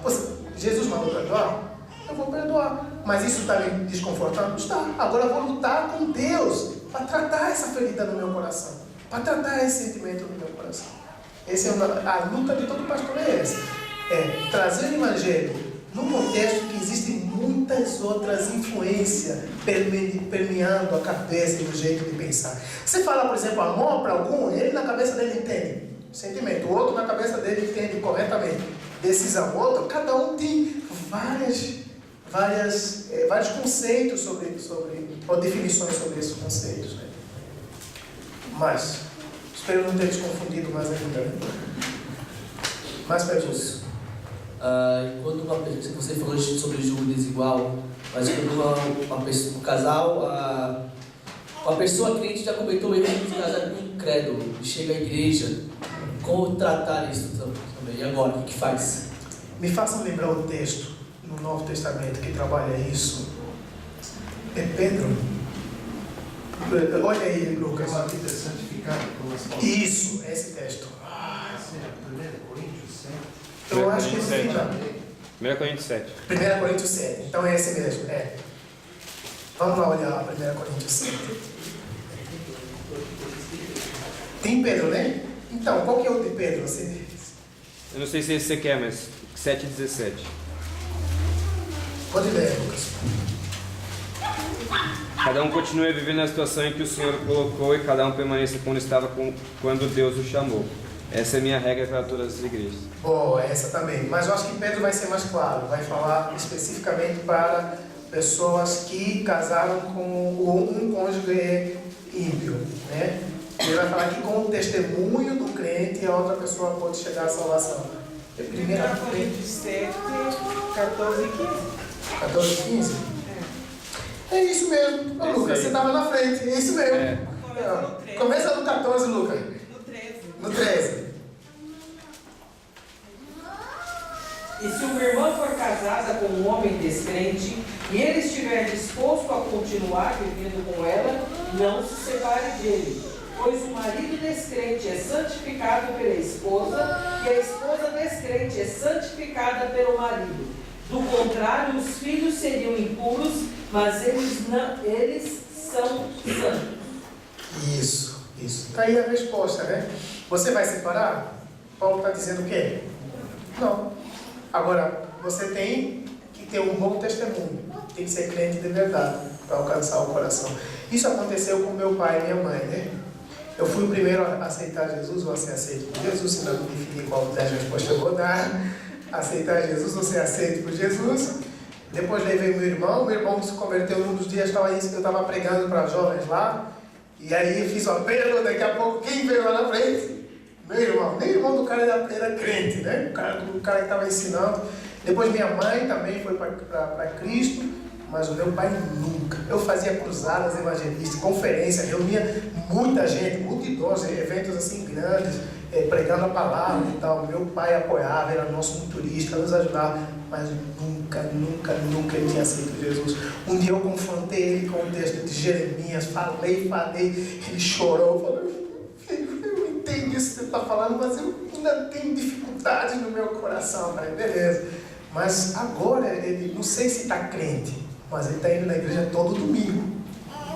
Toda a minha infância eu não vi isso acontecer. Fui agora pregar lá na igreja, ele estava lá, e a minha mãe falou: agora todo domingo ele vai para a igreja. E realmente, no convívio com ele, eu notei muita diferença. Por quê? Testemunho da minha mãe. A maneira como ela se relacionava com ele. E ele percebia que esse Jesus está mudando a vida da minha esposa, eu também quero isso. Também quero que mude a minha vida. O problema é que os cristãos de hoje não estão dando evidências que Jesus está mudando suas vidas. Então o descrente olha para ele e fala: é para ficar assim? Você está igual a mim? O que vai mudar se eu aceitar Jesus? Entende? Então eu não preciso acrescentar nada. Eu acho que o apóstolo Paulo responde isso. Mas que fique bem claro aqui que é para incrédulos que se converteram depois da conversão. Porque não adianta nada um cristão querer casar com incrédulos e falar: vou lhe santificar. Porque daí em desobediência não há bênção do Senhor. Verdade. E nós temos uma facilidade de nos enganar, né? Falar: não, eu vou mudar ela. Se você ainda não casou, não case com ela, tá? Tem muita gente linda na igreja para você casar. Fale comigo que eu tenho prazer em apresentar pessoas. Juntar casais. Eu já dei uns 2 casamentos nessa minha brincadeira. Já deu 2 casamentos. Falta o Rogério. Hoje está difícil. Falta o Rogério, bicho. Mas já arranjei uma guria lá no sul. O Rogério vai ter que ir lá pro sul, pastor. Justo, nessa mesma linha, como que é mais para as mulheres? Chegou uma pergunta aqui. Só você que está fazendo as perguntas? Aí o pessoal não concentrou. Mas... Fazer assim, quem não fazer pergunta eu faço para ela, pode ser? Pode ser. Entregaram as perguntas para vocês. Pessoal. Irmãos, tá tão ruim assim? Vocês não querem perguntar? Como uma esposa crente pode se submissa ao marido incrédulo? Já respondemos, não? 1 Coríntios capítulo 7, versículo 13 até o 19. Acabamos de ler isso aqui. Tá? Mas, se não tem mais perguntas, vamos orar para finalizar. Pode falar, Eva. Fala. Isso que vocês acabaram de falar, não sei se é o meu caso, porque eu há 35 anos fui de outra religião, né? Católica. E agora eu comecei a frequentar aqui, estou gostando muito, mas o meu esposo continua sendo católico. Aí eu gostaria de saber se, né, que eu vou falar a frase, né? Sim. Se é para mim, se ser para mim, com certeza. Sim. Estou declarando agora, Sim. eu quero muito que ele também venha para Deus. Né? Irmã, para você eu falo o seguinte: continue crescendo na graça e seja uma crente de verdade. Lute para ser uma crente de verdade na sua casa, no relacionamento com o seu marido. Isso vai fazer muita diferença. Quando ele começar a ver que Deus está mudando você, ele vai querer também. Ele vai querer também. Não cesse suas orações. Tem mulheres que duram 15, 20 anos, né? 15, 20 anos. Mas de verdade, na experiência, na pouca experiência que eu tenho, a maior parte desses casos, o homem ou a mulher que está fora acaba se rendendo a Jesus. Os atos valem mais do que as palavras. E quando tiver que dar uma palavra, que seja uma palavra em oração. Sim. Porque toda conversão é precedida de oração. Ninguém se converteu sem que alguém orou. Verdade. Eu já contei uma vez que no dia que... Como foi a conversão de Bill Graham? Aqui não, né? Bill Graham, os caras lá organizaram uma grande cruzada evangelística, gastaram muito dinheiro, alugaram espaço, plataforma e tal. Fizeram lá, chamaram um baita de um pregador e tal. 3 dias de evento, todos os 3 dias havia pérola, ninguém ia na frente. No último dia, o pregador já triste, cansado, fez um apelo: quem quer aceitar Jesus como Senhor e Salvador? A única pessoa que foi na frente, Billy Graham. Na altura esse pregador talvez ficou desanimado, né? Gastaram tanto dinheiro para alcançar muita gente e só alcançaram uma pessoa. Eles alcançaram só uma pessoa com Billy Graham? Billy Graham foi o maior evangelista dos nossos tempos. O homem que alcançou muita gente, no rádio, na televisão, públicos. Eles não sabiam o que Deus estava para fazer na vida dessas pessoas. Não sabiam. E como Deus pode usar a vida de pessoas improváveis. Que nós falamos, esse se converteu, que nem o apóstolo Paulo, né? Esse aqui que persegue a igreja, como Deus pode transformar. E às vezes, não parte dos membros que faz o pastor feliz na igreja é o cara que se converte tarde, que dá frutos legais, que cresce, que amadurece. E o cara que se converte cedo, que nem eu, continua patinando nos mesmos problemas, continua no nível 1 de vida cristã. E o cara que viveu o pecado, agora tem que entender nitidamente a graça, ele se entrega, ele fala: Deus, agora eu não quero fazer outra coisa na minha vida, eu quero estar aqui com você e ser aqui. Então, isso é para encorajar o seu coração. Pastor, nós temos visto como liderança a dificuldade de rapazes e moças encontrarem as pessoas certas. Na igreja, né? Na igreja. Mas a dificuldade maior que eu tenho visto é a seguinte: quando você, e eu já observei isso várias vezes, e os jovens vão saber que eu estou observando isso, que eu estou falando agora. Quando eu vejo rapazes conversando e moças conversando, eu passo para observar a conversa. As mulheres estão falando de profissão, de querer ter uma família, de criar filhos, e os homens estão falando de Xbox, PlayStation e papapá. E muitas vezes os meninos que estão estão falando sobre isso são mais velhos do que as meninas que estão falando sobre isso. Como fazer? Verdade. Eu não sei. Então deixa eu fazer uma pergunta diferente. Sim. Qual o conselho que você daria a esses homens? Não, de verdade, quando eu falo de eu não sei, eu também vejo isso. Isso também me incomoda no nosso ministério, porque as mulheres amadurecem mais rápido que os homens. Acho que já falei aqui uma vez numa pregação, né? Que saiu uma revista no New York Times, uma matéria que tinha uma criança com uma Ray-Ban e o tema era a geração eu me acho, né? Já falei uma vez aqui que eu vim pregar. Irmãos, tem alguns relacionamentos, alguns namoros que nós pastores temos que lutar para destruir.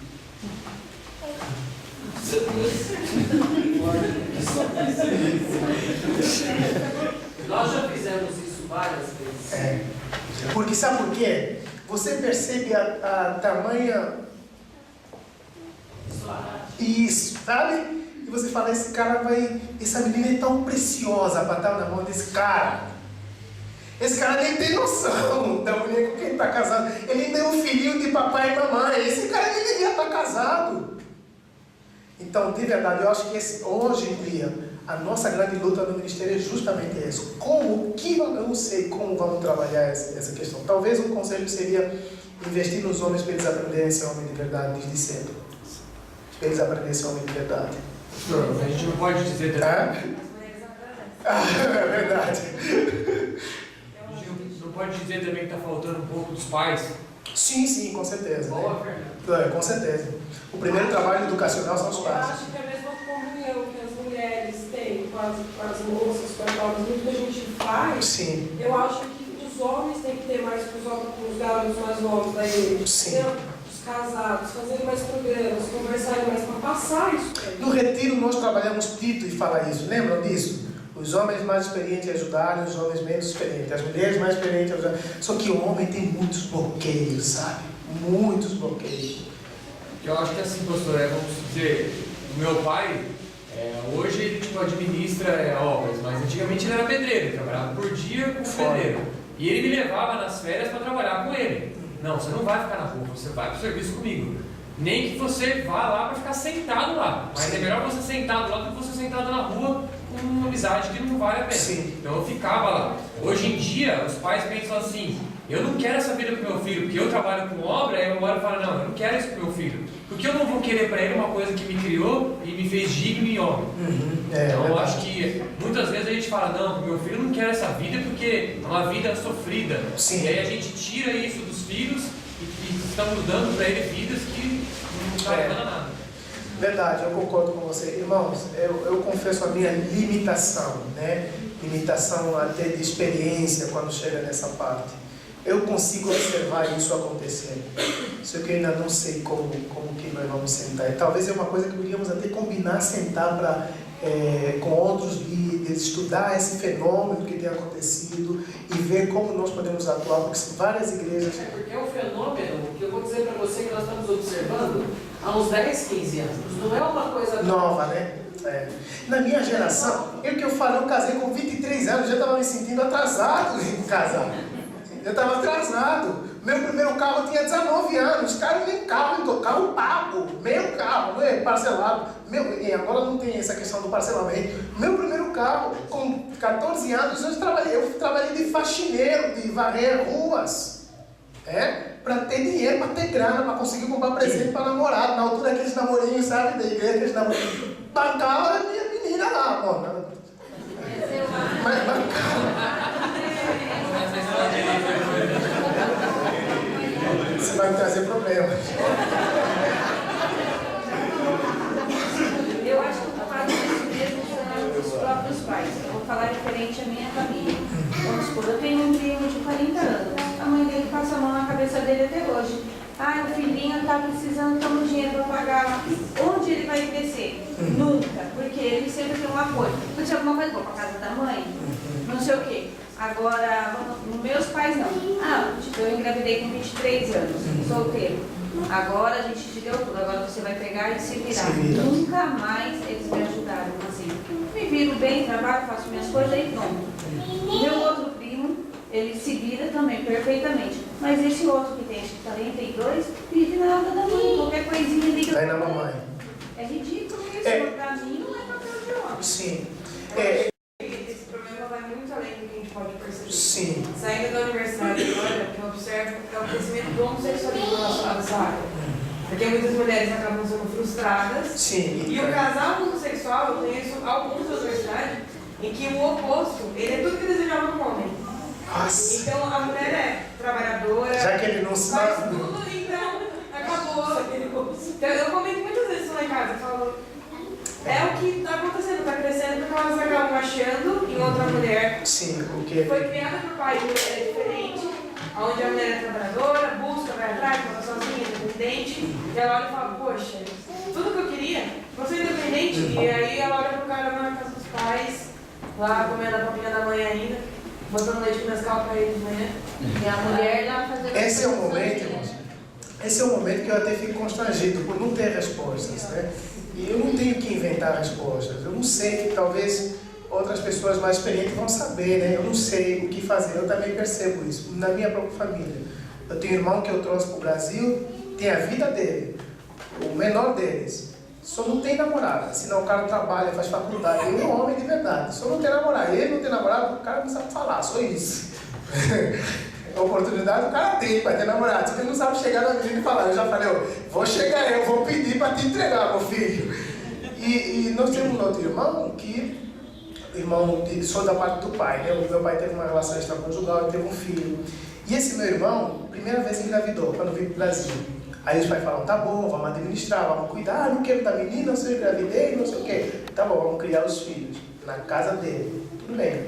Aí eu tô voltando de férias na primeira vez que eu fui, engravidou de novo, uma outra menina. Aí meu pai veio conversar comigo, teu irmão engravidou, então eu falei, já falei pra vocês o que vocês têm que fazer, tem que botar ele na rua. Bota ele na rua, manda ele trabalhar, alugar uma casa e ficar com uma mulher dentro dessa casa. Ele vai amadurecer. Não tem outra coisa que faz um homem amadurecer do que ensinar um matrimônio. Bota ele lá, ele não é crente. Bota ele lá.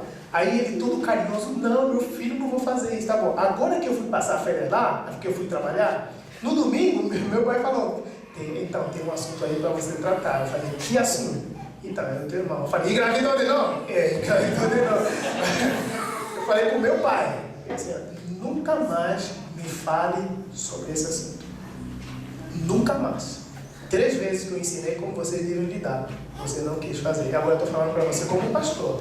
Não quero mais saber dessa parte da nossa família, não quero. Eu tenho minha vida com a minha família, resolvo os problemas do meu pai e da minha mãe, meus irmãos que se virem, que se explodem lá, não quero nem saber. Não quer aprender a fazer o quê? Não vai engravidar de novo. Não engravidar não. E lá na casa, eu falei, o dia que eu trazer meus pais para morar comigo inteira, né, na minha casa. Na minha casa eu moro eu e minha família, né? Para morar comigo, perto de mim, eu vou vender aquela casa, vou fazer alguma coisa naquela casa. Vou distribuir o dinheiro nos irmãos e cada um se vira. Entende? Então, eu acho que os pais têm um carinho muito excessivo que acaba também atrasando o amadurecimento dos homens. Não é só você que não tinha resposta para isso, nós também não temos, e nós já conversamos com vários pastores muito mais velhos, porque é o que eu falei, é uma coisa atual, não é? O interessante é que no passado, eu fui criada de uma maneira assim, quando a gente chegava na sexta-feira para limpeza de casa e coisa assim, o meu irmão tinha que fazer o serviço pesado. Isso. Entendeu? Isso. E o meu pai me ensinava na cozinha e tudo mais. De um tempo para cá, a mulher fica com o serviço pesado e o homem é verdade. É verdade. É uma coisa interessante. Verdade. Eu e meu marido temos pensado muito. Quando a gente é convidado para aniversário de criança de primeiro, 1 ano, 2 anos, eu falo, você já reparou que a gente não tem o que comprar para um menino? É bola, é carrinho, é brinquedinho. Para a menina, vai a boneca para cuidar, vai a cozinha, vai a panela. É incrível isso. Ela já cresce cuidando das coisas. Então, eu falo, a gente tem que pensar no que verdade. fazer. Então a gente já começou a achar brinquedos de ferramenta e coisas assim, para você poder dar. Mas é interessante que, então, tem que vir para nós mulheres. Nós estamos criando esses filhos. Sim, verdade. Para nós homens, pais aqui, você está criando. Coloca esse moleque de uma maneira diferente. Entendeu? Ele tem que ir com o pai trabalhar, então coloca o pai. E trabalhar. E trabalhar. Mas assim, pô, acorda, porque senão não adianta você depois chegar primeiro, estou cansada, meu filho está com 40 anos lá. Eu lembro como meu marido disse assim, ó, tá na hora. Opa, vamos lá. Casou com a mesma idade do pai, 25 anos, vamos lá. Sai fora da minha casa. Isso A é. menina já não, a menina é diferente. Já ganha dinheirinho. A menina já é diferente, porque eu só vou entregar quando eu ver que o cara realmente é o cara. Amém. Aleluia! Não entrega pra qualquer um. É verdade. Uma pergunta aqui para os homens que têm menos de 30 anos. Só para diagnosticar, eu vou levar isso como experiência nas minhas palestras. Quem sabe lavar a roupa? De verdade, irmão. Não é na máquina. Não é na máquina. Tá chamando. No tanque. Quem sabe lavar a roupa no tanque? Boa. Quem sabe cozinhar? Quem sabe trocar a lâmpada de casa? Quem sabe passar a roupa? O André sabe. Irmãs, fica ligado que esses caras que sabem fazer essas coisas já facilita muita coisa, né? Nós temos uma cultura muito forte, e isso, mais uma vez, é herança dos portugueses, que ensinaram nossos pais assim. Eu chegava na casa da minha mãe, né? Agora mesmo, eu fui lá na minha sogra, eu falei, olha, eu é que vou fazer o almoço de vocês hoje. Dei dinheiro para a menina, vai fazer compra que eu tenho um compromisso, uma reunião. Quando eu voltar, eu quero encontrar tudo pronto aqui que eu vou fazer um almoço para vocês. A minha sogra não deixou. Não. Isso não é papel de homem. Você é pastora. Como que você vai fazer a comida para nós? Entende? Para eles, é trabalho da mulher. E não é imagina esses caras que estão crescendo assim, quando tiver mulher dele. A mulher fala, amor, me ajuda. Fala, não. Minha mãe falou que isso é coisa da mulher. Pode dar uma exigida mais assim, dar uma forçadinha lá, pra ele ajudar. Pega essa, cabelo. Vocês querem me pôr numa situação. Lucas, vai respondendo também, cara. Me ajuda aí, bicho. Já vou responder.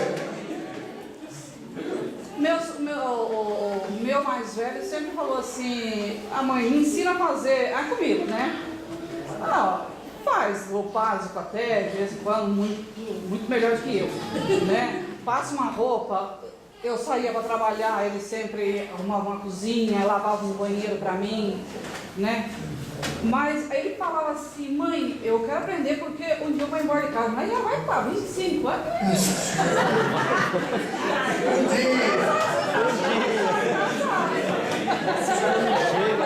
Essa linguagem não é literal, é figurada, um dia. Quer que eu respondo rápido a questão dela? E aí eu faço a sua? Você perguntou o que mesmo? Tem que forçar ou não?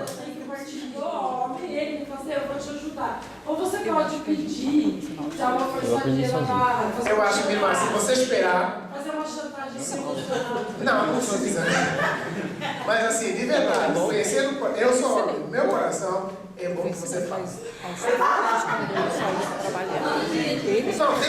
Não, tem coisa que você se toca, né? Não, vou fazer, vou lá. Quando eu estou em casa, eu luto para fazer. Mas de verdade, eu entendo que tudo que eu fiz lá fora de casa, eu fiz pela minha família, já fiz minha parte. E quando eu chego, isso é o que domina a cabeça dos homens, eu sou o único pecador aqui. Não, né? E quando eu chego em casa, é um momento de zen, um momento de lazer, castiga do nada. E não, ela também espera. Minha esposa é terrível, ela deixa a louça lá me esperar. Tem que traçar isso. Tem casais que fazem calendário. A louça é com você, a comida é comigo e tal. Ou no sábado, o banheiro, principalmente o banheiro, né? Acho que eu estou em casa, eu trabalho também, assim, além de trabalhar em casa, eu trabalho fazendo doce para fora, eu também trabalho. Sim. Então, eu até entendo isso, só que assim, tipo, eu acho assim, tem né, final de semana não é só para ele, é para mim também. Ele vai querer jogar bola e assar um churrasco e tal. Eu acho que tem que haver um acordo, sentar com o seu marido e falar, amor, eu não consigo fazer todas as coisas sozinho, você precisa assumir algumas coisas da casa. Deitar o lixo, lavar o banheiro, lavar o carro que está imundo, você não lava, e outras coisas mais, né, para ajudar. Principalmente quando você tem filhos pequenos. a mulher se desdobra demais. Cuidar do filho, ir para a igreja. Minha esposa ministra lá para as mulheres algumas vezes. Tem que preparar tudo para ir lá. Então, a cobrança em cima da mulher é muito grande, de verdade. E homem que é homem de verdade precisa ajudar a sua esposa. Sua esposa não é sua escrava. Sua esposa é sua auxiliadora. O chefe e o auxiliar, quem mais tem responsabilidade? O chefe. Resolveu? Vamos terminar já também, mais 2 perguntas só e fechamos. E lembre, o nosso tema ainda era relacionamento conjugal, tá bom? Vocês já esqueceram do nosso tema. Vamos falar.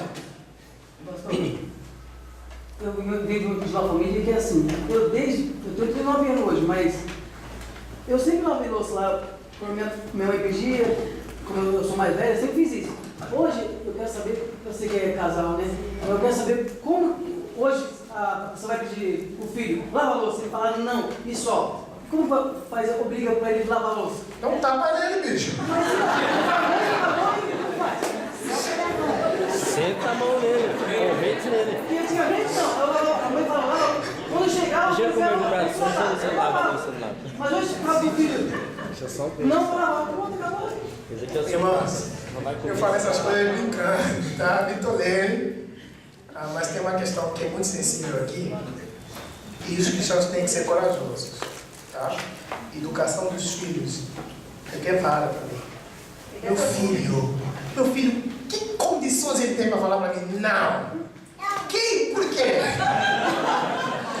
Não, mas isso me faz entender. Será que eu sou ET? Meu filho vai falar para mim? Não. Pergunta na Radassa às vezes que ela falou para mim não. Pergunta dela. Radassa? Eu ia lhe perguntar aqui na frente se ela fala não para mim. Ela tenta negociar, às vezes eu entendo do lado dela, beleza. Mas não para mim, brincadeira. Depois de Deus, sou eu na vida dela.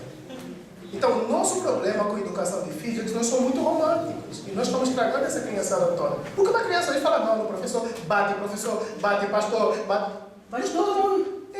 Porque o pai, a mãe, não tem firmeza. Ele acha que se você falar firme com ele, ele vai deixar de te amar. Pergunta se ela não me ama. Eu fiquei fora 15 dias. Pergunta se ela não ficou chorando lá na mãe dele. Aquele papai. Se eu fosse um demônio, que bate Deus toda hora, ela podia falar, ia sentir falta de mim? Na verdade, os filhos sentem falta de disciplina. É a maior parte. Nós temos um filho homem, né? O mais velho, tem 28 anos, e a Bárbara com 22. O Arvaldinho, desde pequeno, tinha lavar a louça, enxugar a louça e varrer o chão. E muitas vezes até minha sogra disse é coisa de mulher. Eu falei, não, aqui em casa isso é coisa de homem também. E o que acontecia? Uma vez ele falou assim, mamãe, mas por que eu tenho que fazer isso? Eu falei, porque quem não trabalha, não come. Se não quiser mais comer, pare de lavar a louça. Mas e aí? Te vira. Ele tinha 8 anos. Vai entender.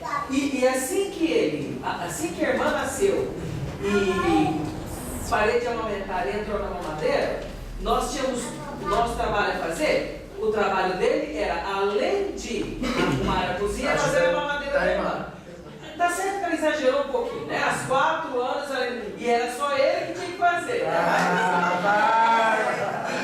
Que isso, Bárbara? Mas é interessante assim, porque ele entendeu. E hoje, a esposa dele fala o quanto ele é diferente do irmão dela. Mas tem que ser feito. Isso que o Fernando falou é ótimo. Sim, verdade. E a gente percebe no Fernando a diferença em criar um filho. Sim. Vai levar para a mesma maneira como ele veio. Claro. Isso é ótimo. Nós morremos, quando batiam em nós, morremos, desmaiamos. Nós temos trauma contra nós. Os psicólogos falam, senão ele vai desenvolver um trauma. Que trauma? Eu estou muito bem com a minha mãe e com o meu pai, mas minha mãe estava muito bem. Ela não tinha menina. Eu era o primeiro filho, então imagina. Eu tinha que fazer, nossa casa era enorme, tinha que limpar o chão. Até hoje eu tenho problema na coluna por causa dessa brincadeira. O problema na coluna, eu tenho que consertar. Eu não morri. Nossa, quem me vê dirigindo, a minha cadeira é mais para trás. Eu não morri. Eu sou um homem que consegui viver tão jovem, fora dos pais. E com uma mulher tão cedo, tão jovem. É um trauma que estão tendo agora. Então, tudo trauma. Então, para você, meu irmão, um conselho, e é carinhoso, não é grosseiro.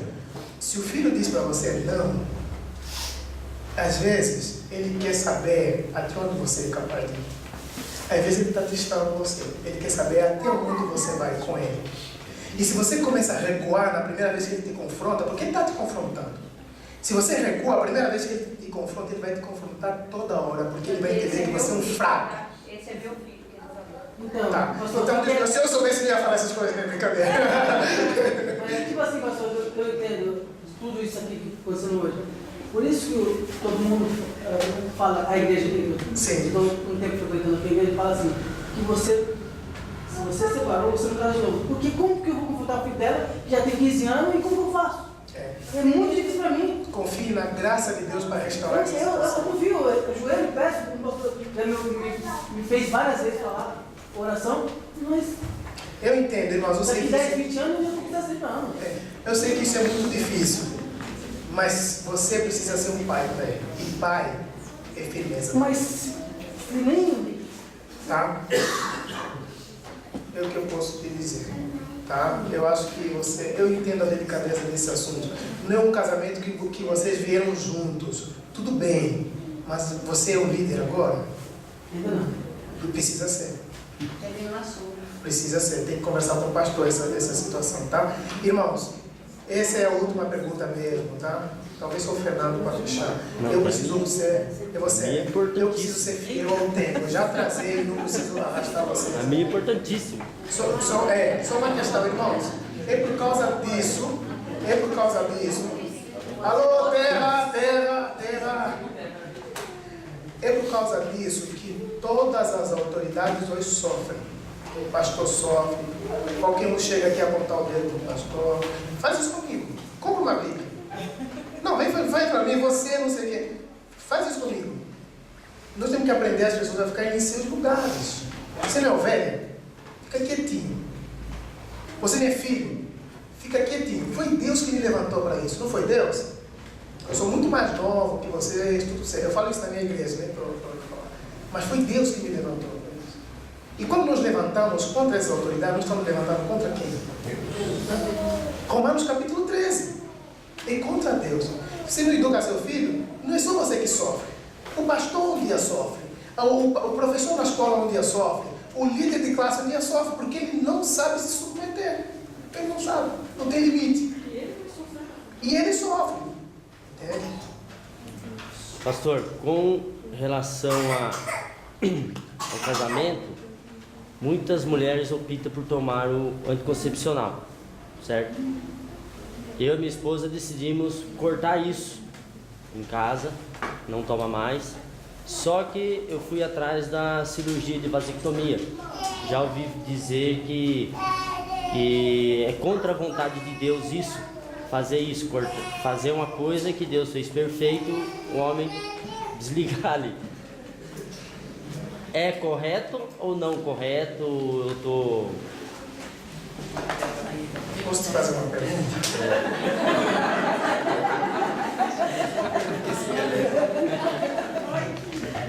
Você corta o cabelo, não corta? Vai.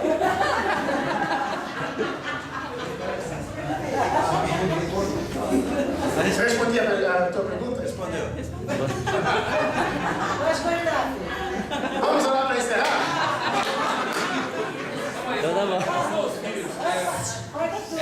Uma coisa assim, hoje, o jeito que a gente cria os nossos filhos, muito eu aprendi com a Marjorie, com o pastor. Que a primeira viagem missionária que a gente foi na igreja, não era membros aqui ainda, e a gente sentou e teve uma conversa assim, muito grande com ela lá, em relação aos filhos. E eu posso dizer assim, hoje o meu filho tem 8 anos também. E lá em casa é ele que tira a pó da estante, é ele que recolhe a sujeira do cachorro, é ele que põe o lixo pra fora e ele que arruma o quarto dele. E se ele não fizer, Felipe? Apanha. Isso. Quem abandonar sou eu.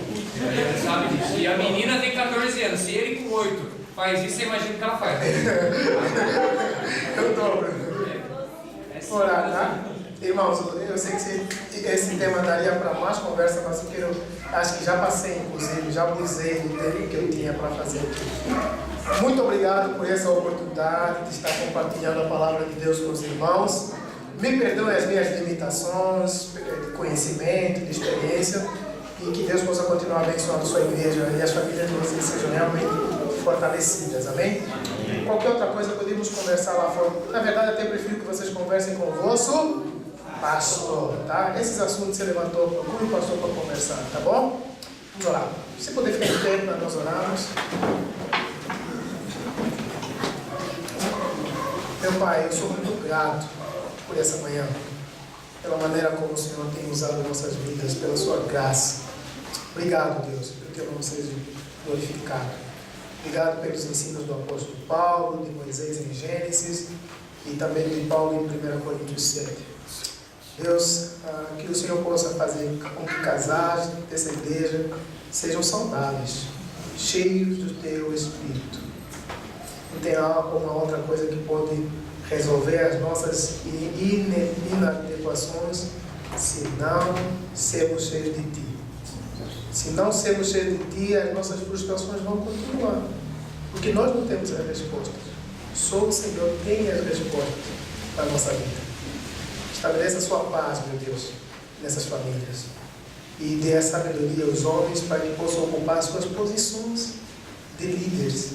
E as mulheres, para que possam ser submissas em amor. Eu oro em nome de Jesus Cristo. Amém. Amém.